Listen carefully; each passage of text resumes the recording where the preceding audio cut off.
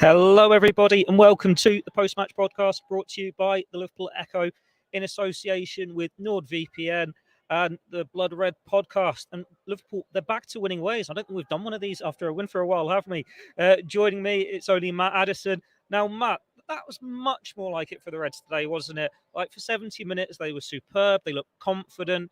You could say maybe it's because the pressure's off, but then you could say they've had a nice week off and they've been able to get back into their groove. It's a shame it won't mean anything in terms of the title race because they're already a long way out of that by this point. But third is in the bag, back with a smile on our faces. Yeah, definitely. It was a performance to enjoy. I think there was a number of good showings from Liverpool, which I'm sure we'll go into in more detail in the next few minutes. But yeah, it just felt to me like the pressure was off and they could just kind of play the normal game. I think Jurgen Klopp spoke about that in his press conference about wanting to maybe not put on a show, but at least kind of get themselves into a bit of a groove. I know Virgil van Dijk in his programme notes was talking about how important it is to end the season well, to go into the start of next season. And I do think that would be important. I think it's important as well that the narrative of the summer isn't that Liverpool tailed off. The narrative is that Liverpool stayed strong. A few of the players, Mohamed Salah in particular, were in a decent in a decent run of form. And I think they definitely showed that today. There's still obviously a couple more games for them to continue to improve, and I think there's still a couple of refinements to make, but you know, this was a game that meant a lot more to Spurs in terms of the result than it did to Liverpool. But until they get the 2 goals, and at the end there wasn't really a great deal to write home about for them. So I think that was the most surprising thing to me, is that Tottenham were really poor, but I guess you could probably say that they were made to be like that by the fact that Liverpool were really, really good. That's 4 defeats in a row now, isn't it, for Tottenham? So they haven't been in great form at the moment, which is a surprise considering they're supposed to be competing for the Champions League places. Fortunately, that's not a race Liverpool been drawn back into, having already clinched it in midweek. But as you say, there are a number of key individual performances. I'm going to start with the man who's probably been one of the big talking points this week, and that's Mohamed Salah. We all saw the little spat he had with Jurgen Klopp last week. We all heard what he said in the mix zone afterwards. And these sorts of things, they do happen semi-regularly in football when things are not going your way, when you're frustrated. But you could see when he came on last week, the fire was back in his belly. And today, he was like a man possessed from that first whistle. He was so desperate to score. He's got a goal disallowed for offside. He's hit the crossbar. He's hit the post. But he gets his goal early on. I'm not sure if you were watching him in the warm-up, but pretty much everything he hit was just going top corner, bottom corner. And it was with such power. He was a man who wanted to prove a point today. Yeah, and that's what I was expecting, to be honest. I know there's been a few questions, but I think whenever there's been public spats with him and with Jurgen Klopp and things in the past, and okay, maybe none of them have been quite to the extreme level that we saw last weekend, but there has been a few of those in the past. But he likes to prove a bit of a point, and I think Liverpool did that as a whole today. But Mohamed Salah in particular, I thought was excellent. His numbers are really, really good. I know he's not been in the best of form. He's had the injury, which has been a rarity during his Liverpool career. But I think he's still got 1 and 2 in terms of Premier League appearances. The goals in 2024. He's had a downward spell. Of course he has. He's not been in particularly scintillating form, but the numbers are still there. We saw a much better overall performance from him. I thought he was helped by Tottenham being all over the place, really. They almost tried to do man-to-man marking with a couple of players, and Cody Gakpo was moving them all over the place. But I think this was no real surprise to me. We've spoken a lot about Mohamed Salah. We've spoken a lot about his contract situation and all of those sorts of things. But that was a performance to me that just said that he was there to prove a point. And I think the celebration was interesting as well. It was almost like that's just what I do. This is normal service resumed. And hopefully he can do that in the next couple of games. Obviously, there's not a huge amount riding on it for Liverpool. But like I said at the start, I think the narrative of the summer will be shaped by what happens against Villa and against Wolves. Obviously, the Wolves game partly will be a celebration of Jurgen Klopp, as it was to a certain extent today as well. But I think the big thing, in terms of individuals, bigger than anybody else really, in terms of heading into the summer, it's important that Salah continues that, gets himself a couple of goals, even if he doesn't score. We've seen him, over the last couple of seasons turn into this kind of more creative presence within the Liverpool team. I was really impressed with him, and it's no surprise. I think the only real surprise has been the last few weeks. It hasn't happened. Obviously now the pressure's off, and he's had a little bit of a rest. And whichever reason it is, I think it can only be a positive thing for Liverpool at this moment in time. Yeah, definitely. When you look at his form today, like you say, he was helped by how Spurs lined up. It probably, in a weird way, also helped him that it was Emerson Royal, who he's up against, because he's not a natural left back, and Salah just kept twisting and turning past him. He was probably lucky not to get a booking or something at some point, because Salah just had him in his back pocket. But it was overall a really good team performance, some really nice link-up play. If we look at that first goal, the cross from Gakpo to pick out Salah in the first place is superb. You skip forward to the second goal, and it's really nice link-up play again. When was it Robertson cuts it back, it finds its way to Salah. Great save from Vicario, and Robertson's there for a poacher's finish inside the 6-yard box. 2-2 for the left back now. Not really used to see him score many goals, but he's one of these players that he gets back to fitness. He gets some games under his belt, and we're seeing a bit of form from him now. He didn't complete the full 90 minutes today because obviously Klopp's rotating. He brought Joe Gomez on. But in a few weeks, Liverpool haven't been at the best. Robertson's one of those players that can hold his head up high. Yeah, I think he was another one that was excellent today. It's probably the best we've seen him for months, really, I would say, in terms of his consistency of performance. Obviously, there's been an injury in that time as well, but I thought he was excellent. And I think you can really see the sort of uptick that Liverpool get when he is there. I know Joe Gomez has been fantastic this season.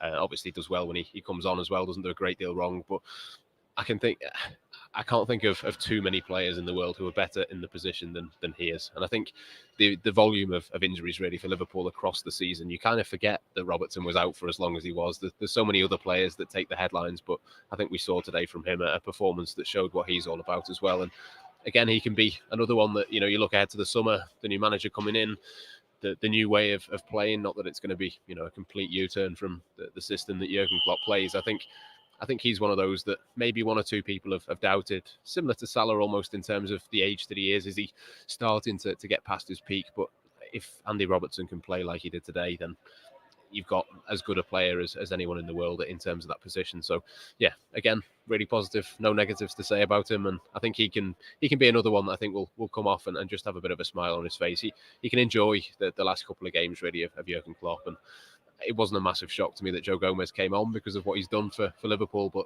I think it could have quite easily been for Robertson or Trent. They were both excellent, and I think it was, as you say, purely rotation. Now, there's a bit of a pattern that's emerging here in terms of if a player gets on the score sheet, they also seem to get an assist or being involved in another goal. And that's what's happened with Robertson. It's what happened with Salah. Like Robertson, he plays a massive part in that third goal, starting the move, winning it back in that defensive third, getting it to Diaz, who does a diagonal pass to Salah.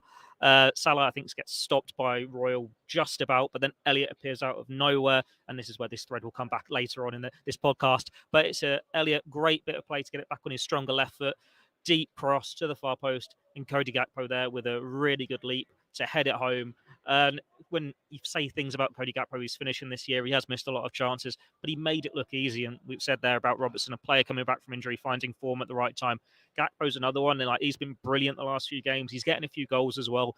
And when Darwin Núñez has lost a bit of form, he's already stood up, and he's probably made that centre forward position his own again. Yeah, which is really interesting when you think of this discussion around Arne Slot and the way that he plays and how much he loves wingers and all of that sort of thing. You'd think that maybe that was the best way into the team for Cody Gakpo, and maybe it changes when Diogo Jota comes back and you've got a more natural number 9 to play through the middle. But I thought he was excellent, in and out of possession. He didn't really do anything wrong. The finish is good, but I think that was just one part of many that he can be pleased with. The pressing, the running, you can tell with him, I think, more than most players, when he's confident. You could see he ran a little bit faster. He was running a little bit more intensely after he'd scored that goal. But even before that, he was connecting things, making the right decisions at certain times. And if you could only mould him and Darwin Núñez together, and you had that little bit of explosiveness, and you could add that side of Darwin Núñez to him, you'd have the perfect number 9. But I think when you're playing a team like Tottenham, who like that chaos and like it to be end-to-end, to have somebody like that, McAllister behind him, Virgil van Dijk, players like that who are really cool and calm in possession and don't give it away much, I think you can really see the benefits of that. So yeah, I was really up there with Harvey Elliott as well for me. The two of those were absolutely excellent, and it is going to be interesting to see what his sort of future is, Gakpo, in terms of not his future at Liverpool, but his future in terms of his position. I think the only question really that I've had of him since he came to Liverpool is he going to nail down one of those spots? I think you would probably say when everyone's fit and firing, he's not the first choice through the middle or off the left. He's a bit more of a rotation option and somebody who can play probably a more versatile role within the squad. But performances like today, particularly when you think of the performances that Darwin Núñez has put in really for the last few weeks, I think there is a bit of hope for him. He's got to kick on and do it for a consistent period. He's got to obviously have a good summer to go into the start of next season being in that position, and things can change quickly, but he does have all of the elements, a little bit like a lot of the Liverpool forwards. He's got all of the elements. It's just a case of can he tie them all together. Just a quick reminder that we are live on Facebook, we are live on YouTube, so get your comments coming in. I say that because we have had a few comments about the next player I'm going to bring up, and it is one that Matt's already touched on there as his man of the match. I think he's a few of your man of the matches as well, and that is Harvey Elliott. He was superb today in midfield. He gets his assist for Gakpo, as we said, but his goal, my word, skips past the challenge. Probably could go to 4, let's be honest. It's a little bit of a naughty tackle, but then he just manages to bend it superbly into the top corner. If you've not seen it yet, use a NordVPN so you can find it on social media if you're struggling, because it is a fantastic strike and well worth digging out. It's going to be up there for goal of the season, along with a couple of Alexis McAllister's strikes, and those are the ones off the top of my head. Maybe one of Darwin Núñez's against Bournemouth or Sparta Prague, but it's a superb goal. And with Elliott, he's another player who's been playing really well recently. There's always that debate of, is he better off the bench? Is he better starting? Is he better in the front three? Is he better in midfield? You look at the side Klopp starts today, and 2 of those 3 midfielders were nailed on. And then it's between Szoboszlai, Jones, Gravenberch, and Elliott for that 4th spot. It's probably one of the first times we've seen him get the nods ahead of some of those names, but he really stepped up today and showed why, really repaid that faith from Klopp. Yeah, I thought it was probably quite likely that he got the nod. I think, when you get to this point in the season, you don't have to kind of think overly hard about who's going to play. It's kind of, I think, a bit of a reward really for Harvey Elliott for what he's done across the course of the season. He probably deserves 1 or 2 more starts, and I think it would be no bad thing for him really to start against Villa and Wolves, because he's been excellent coming off the bench. I still think when everyone is fit and firing, that might be the best role for him. Even next season, you look at his standing within the squad, but that's not to say that he can't have a lot of good performances dotted in when he does start. And I think we saw, a perfect example of that today. Like you say, the pressing, similar to Gakpo, really, on and off the ball, pretty much perfect. What he offers Liverpool in terms of the balance in the midfield, I really like the fact that he's left-footed as well. I think that plays a big part in kind of creating those angles, and he worked really nicely, I thought, with McAllister and Gakpo in that centre to keep hold of the ball. And again, I mentioned the control before, almost the opposite of what you would have had if Núñez was there and 1 or 2 others who create a little bit more chaos. I think with him, he's clearly very creative and very willing to take risks, and he scored a fantastic goal, but he's just one of those that keeps it ticking over quietly as well. Really intense with his running, never stops. And yeah, it was really nice to see for him. There was a few players, I think, where it was nice to see. Stefan Bajcetic coming on for half an hour. That was nice to see. And it's pretty basic analysis to say, oh yeah, it was quite nice to see him. But I think Elliott definitely falls into that category as well. He's played so well for Liverpool and done a role that he probably wouldn't want long term in terms of being the super sub this season. So I think to get a start and to play as well as he did, it was a nice afternoon for everyone really in the sunshine. And I'm sure he was probably quite near the top of that list in terms of enjoying it. I'm going to say something slightly controversial. I'd like to see him on the left-hand side of midfield. I know this time he gets his goal from the right, cutting in. He gets the assist from the right, cutting in. But with Harvey Elliott, it's always cut inside, get onto your favoured left foot. And there's been a few times this season where that movement cost Liverpool in terms of having the space to get a shot off. Like, we know he's really good on the ball. We know he can trick his way past a Charcoal. And he's got a good cross on him. He can still got a powerful shot. I'd just like to see what he could do on his stronger side, because we see the forwards cutting inside. Maybe it would be nice to have that balance there, but then you've got the fullbacks. It's all something that will be interesting to see what a new manager wants to do with him, because there's a number of players in this squad you can see is, where are they going to play next season? Is Trent a midfielder or is he a defender? Is Conor Bradley just going to be a substitute, or is he going to be the first choice? Who's the first choice centre-back next to Van Dijk? There's so many there. Touching on the centre-backs there, let's finish with a nice little bit of praise for Jarell Quansah, because I thought he had a really good game. He did a number of really good tackles against Son, who has tormented Liverpool a number of times in the past. There was a bit of debate over whether Van Dijk would be fit for this one, so we assumed Quansah would keep his place. But when Van Dijk's past fit and gets the nod to start, and he's still keeping his place after a week with no games, when Konate's on the bench, when Gomez is on the bench, he's rightly up there as the first choice partner at the moment. Yeah, I think you'd have to say that. I think it's no surprise these days when he's in the starting team. I don't think anybody would have had any concerns about him. And you can see why, really. He keeps passing these tests. I think you're right to point to Son. He isn't the only one, but I think he's the biggest danger that has caused Liverpool a threat in behind. But he just never seems to panic. When he's got players running at him, Quansah is able to stand up. He's got that yard of pace if he needs it to go behind. I thought he was really aggressive and strong in the tackle. There was a couple that he put in on Brennan Johnson when he came in from the left-hand side, and just a pretty spotless performance, really. He's really comfortable on the ball, looks every bit a Liverpool player, and I think is going to be a huge option for the next Liverpool manager to rely on pretty heavily. I think there is a bit of a question mark over Konaté's fitness and his ability to play every single week or twice a week, as it will be for Liverpool, even more so next season with the Champions League. But I think when you've got somebody like that who can rotate in and out, and he's even one of those players that I think you could just drop him in just for one game in a month and he would just be absolutely fine with that. He's not somebody who needs a run of games to get back into that rhythm. I think he's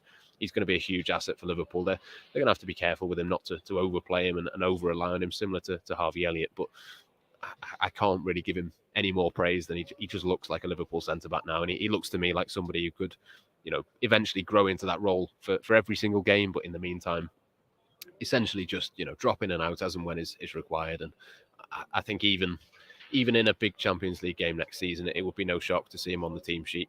If he can play against Tottenham, he's obviously made the mistake against Manchester United, but I think that was probably the only thing he's done wrong all season. He's continuing to get that experience and never really puts a foot wrong. So yeah, a perfect Liverpool centre-back, and just another one really to come off that production line in Kirby. I think that's all we've got time for today. We'll skip over the fact that Liverpool conceded 2 goals late on and got a little bit sloppy, because after a few weeks where they've not really been at it, it's quite nice to be just talking about a victory again. Now, they were great for 70 minutes. They didn't concede first. Stay tuned to the Blood Red channel, to the websites for all our usual post-match stuff, be it player ratings, which are already up. No surprises to see Harvey Elliott there as Ian Doyle's man of the match. Paul Gorst's verdict will be on there. Then we'll have all the reaction from Jurgen Klopp and maybe one of the players from the mix zone. I'm sure would love to hear from Harvey Elliott after that goal of the season contender. On Monday, you'll have your normal Blood Red podcast looking back on this. It might be a bank holiday, but Ian Kroll, Joe Rimmer, Paul Gorst and Ian Doyle should all be in the office. So I think that's happening tomorrow. And then after a long week, a long weekend as well, actually, with no match, isn't there, next week? We'll be still looking forward to that last away trip of the season to Aston Villa. That is going to be one hell of a game for Liverpool, that last away day of the Jurgen Klopp era. Whatever happens, it's going to be a great atmosphere, and I'm, for one, looking forward to it. Whether I'm there or not, we'll find out. I'm not sure if we've had the response yet on accreditation. Have you heard yet?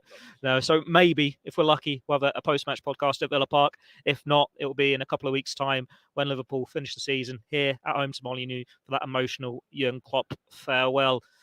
Thanks for tuning in. Thanks for all your comments. And until next time, thanks and goodbye. Enjoy the rest of your bank holiday weekend.